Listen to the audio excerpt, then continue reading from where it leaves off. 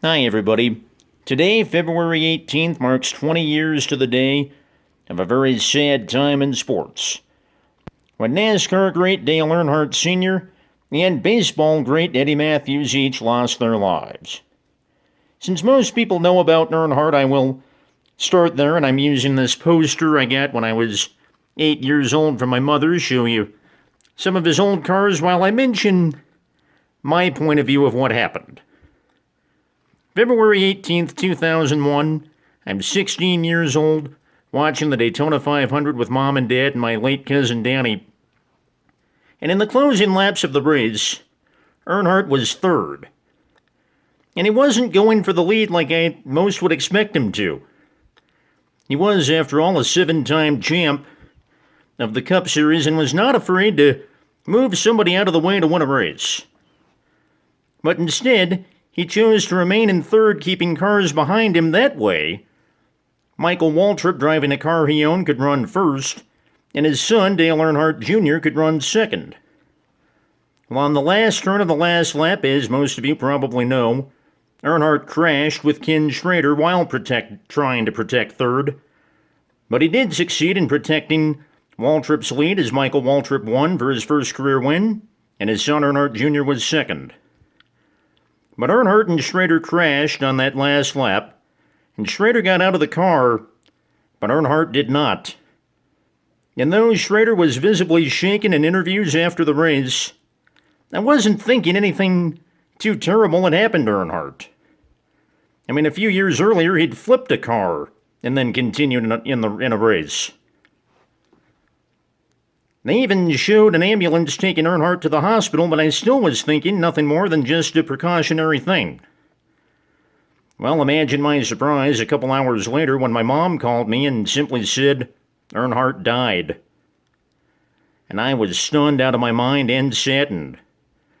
And though Earnhardt was obviously competing in a very dangerous sport, it was a not-so-subtle reminder of how fragile life could be. An all-time great NASCAR driver, tough as nails, Dale Earnhardt Sr. was suddenly gone at the age of 49. And hard enough as that was to deal with, also on February 18, 2001, Baseball Hall of Famer Eddie Mathews died. And though I don't have any Mathews memorabilia, I'm using this miniature Atlanta Braves batting helmet and this Chipper Jones starting lineup is my visual aid. Mathews, who hit 512 home runs in his career, played for the Braves in 3 different cities, Boston, Milwaukee, and Atlanta. Finished his career with a brief stint with the Houston Astros and another stint with the Detroit Tigers. Show you how tough the 500 home run club was back when Mathews played in the 50s and 60s. When he hit his 500th home run in 1967, Mathews was just the 7th member of the 500 home run club. Today, because of steroids and other factors, 500 home runs is not considered necessarily an automatic ticket to the Hall of Fame. Mathews, also a decent defensive third baseman, in fact made a fine play on a sharp-hit ground ball off the bat of Bill Skowron of the Yankees to end the 1957 World Series. Making a fine scoop, getting a force at third to end the game. Won by Milwaukee, 5-0, to give the city of Milwaukee its only World Series title to date, be it with the Braves or with the modern-day Brewers. Also, Mathews was the manager of the Braves in 1974, when his former teammate Hank Aaron broke Babe Ruth's all-time home run record. It was said that Mathews had a chilly relationship with the media, which one sports writer believes is why Mathews didn't get in the Hall of Fame until 1978, his 5th year of eligibility.